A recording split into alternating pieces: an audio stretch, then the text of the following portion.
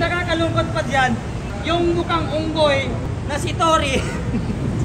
Nung meron siyang sinabi na walang adik na pogi, ibig sabihin, parang inamin ni Tory na siya mismo adik. Oh. Kasi hindi naman siya pogi. Ang nagawa ng bagong Pilipinas, korupsyon, ibalik ang droga, ibalik ang kalugutan ng ating bansa.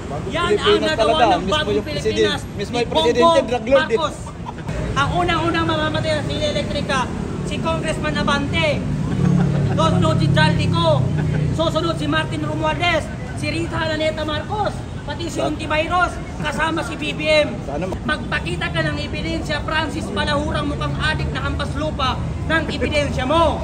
Kung sino pang may pakinabang, siya pa ang kinugulpi. Si PRRD lahat ginawa niya sa bansa. Kaya nagtataka ako sa mga estudyanteng galit kay PRRD. Alam nyo, si PRRD napakagalaki ng nagawa niya sa ating bansa. Noong panahon, nung hindi pa naupo si PRRD, di natatakot kang sumakay ng jeep na meron kang daladalang kwintas. Hindi ka makapag-cellphone habang naglalakad. Mga estudyanteng umuwi galing sa school, nilire, nilalagay sa drum. Pero pagkaupo ni PRRD, sinong nakinabang? Tayo mga Pilipino. Tatahimik kayo mga Pilipino. Nawala ang mga snatcher, nawala ang mga hold-upper, mga drug addict at mga sindikato. Pagkalis ni PRRD lahat ginawa niya, binabatikos pa siya ng mga batang buwang. Hindi ako maniniwala. Akalain mo sila mismo ang bumuo niyan. Sila mismo ang bumuo niyan at mag-iimbestiga sila ng kasama nila, hindi rin nila yun ipapakulong. Oo. Hindi rin nila yun ipapakulong, kaya hindi ako maniniwala sa Quadcom na yan. Yan ang Quadcom na yan, wala. Maniniwala po ba kayo sa kasabihan na ng investigasyon ng Quadcom, moro-moro lang? Totoo naman yan eh. Totoo yan. Alam nyo kasi, ang hindi mo lang kasi nagustuhan sa itong Quadcom na ito, hindi sila patas eh. Kung mag-imbestiga sila, hindi sila patas. Nung una, pinapatawag ang mga DDS vlogger, tama.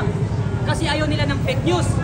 Tapos, ang tanong, bakit yung siraulong TikToker na vlogger ng loyalistang si Francis Balahura, hindi nila ipinapatawag sa House of Representatives? Hindi ba fake news yan? Fake news yan kasi palagi nang sinasabi na nagnakaw si Sara ng sako-sakong pera. Ang tanong, saan pinunta ni Sara ang sako-sakong pera? Magpakita ka ng ebidensya, Francis Balahurang, mukhang adik na hampas lupa ng ebidensya mo. Ano po ba sir ang masasabi mo itong gustong ipatawag ni Toby Chanco, si Saldico na ayaw pumayag ni Boydila. Ayaw yung pumayag ni Boy Hipon. Abante. Ayaw. Hindi, papalitan ko ng pangalan si Abante ngayon. Si Congressman Hipon. Congressman Hipon. Hindi sabi ng mga taga-Maynila sa distrito niya, hindi raw karapat-dapat tawagin ng congressman yan. Hindi raw nila ibinuto yan eh. Tanga ba siya? Hindi dapat ipatawag si Jaldico? Ayaw pumayag niya. Malamang kasabot niya siguro yan, kaya niya hindi pinapatawag.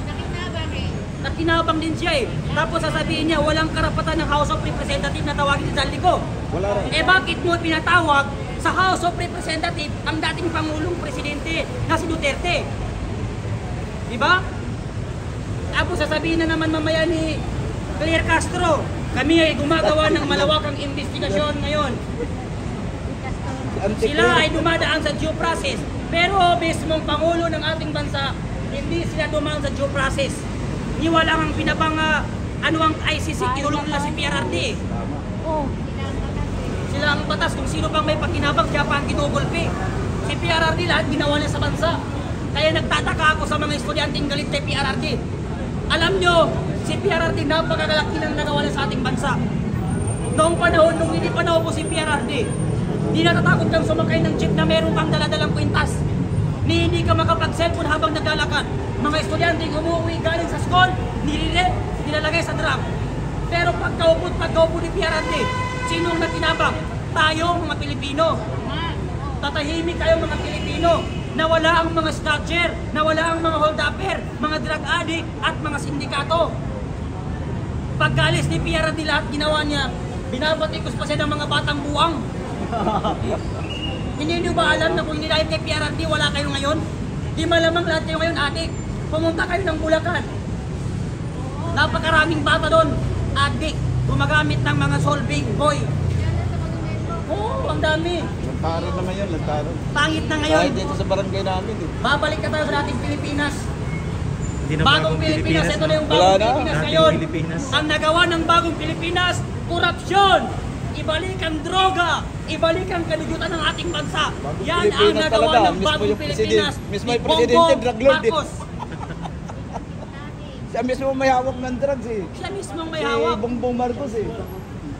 Eh ba, ang nakakapagtaka bakit hindi kasi siya hindi pumapayag ito mga ibang politiko sa panukalang batas ni Robin Padilla na kailangan magpa-drug test ng lahat ng mga nakaupo sa government.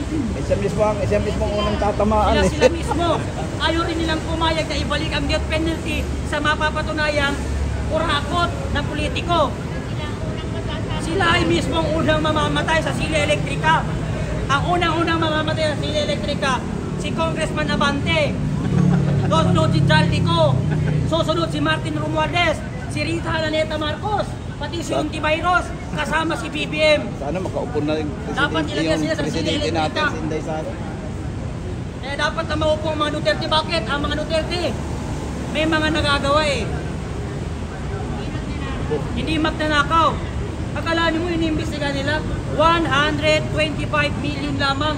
Samantayan yung kay Jaldico na budget na ninakaw niya 500 billion. Kay Martin Romualdez naman 500 billion. Bakit hindi ipinatawag sa House of Representatives at bakit hindi inimbestigahan ni Lisa? Saka yung Senator magkapatid Risa na lang, magkapatid Ontiveros. kay Remolia, at saka si magkapatid Remolia, tagpa 500 million. Oo, taga-pabahan. Napakarami nilang Wala ginagawa eh. napuntahan yun, hindi alam kung saan napunta. Ano pala ang Samantala. reaction mo dun sa ano, sir? Yung mga nag-a-apply sa ombudsman. Si ano yan? Narinig ko kasi yung Remulla. Si Remulla na gusto niyang hawakan ng ombudsman. Kasi alam niyo na, kasi ang unang hindi ako nakakalimot, gusto niya magpapoint sa ano eh, sa Comelec. Papalitan niya si pero Si George Garcia. Si George Garcia. Eh, ito alam gusto niya kasi siya ang hawak sa lahat ng butante. Ngayon, ang papanalo nila lang ang gusto niya. Ngayon, hindi lumusot ang plano na yon. Ngayon naman gusto niya magpapoint sa ombudsman. Tanga para daw mas mapabilis ang impeachment kay BP Sara. Napakawawalang hiya ng mga yan. Bakit sila sumusuway sa Supreme Court? Ang Supreme Court mismo ang nagsabi na itigil at ibasura na ang impeachment kay BP Sara. Pero ang mga buhaya, nilalabanan nila ang Supreme Court. Napakawalang hiya ninyo. Pinakataas-taas ang hukuman sa Republika ng Pilipinas, susuway ninyo. Sino ba kayo? Mga buhaya. Nakasandal sa ano eh, kay Bangag eh. Nakasandal sa adik eh. Ang nakakalungkot pa dyan, yung mukhang unggoy na si Tory. Ay, bumalik na sa ano nila, sa probinsya nila. Mga Bumalik na sa probinsya nila. kasama niya na yung mga pinsan niya, kapatid niya, Oo. nanin niya. Oh. Kumakain pa nga sila ng saging eh. Nung meron siyang sinabi na walang adik na pogi, Ayun. ibig sabihin, parang inamin ni Tory na siya mismo adik. Oo. Kasi hindi naman siya pogi eh. Tapos nagreklamo si Bongbong Marcos, ba't daw sila tinira ni Tory? Ang masakit pa dyan, ginamit lang siya ng administrasyon. Ginamit lang ng administrasyon. Oo. Ngayon wala Pagkahanip. na siyang pakinabang, tinanggal na siya sa posisyon. Ang sakit sa Taga-Davao pakiramdam yun eh. nun. Oo. Kaya dapat Mamayang pag people Pilipino, power talaga tayo eh. papatay dyan. Losopin na natin ng Malacanang Dapat. at pababain na sa pwesto ang mga politiko na yan. Hindi tayo dapat matakot sa mga baril nila. Hindi tayo dapat matakot sa mga posisyon nila. Sa amin, People's Kasi kung Power hindi 1, dahil ang sa dami atin, naman wala kayo, siya sa mga posisyon kasama nila. ko.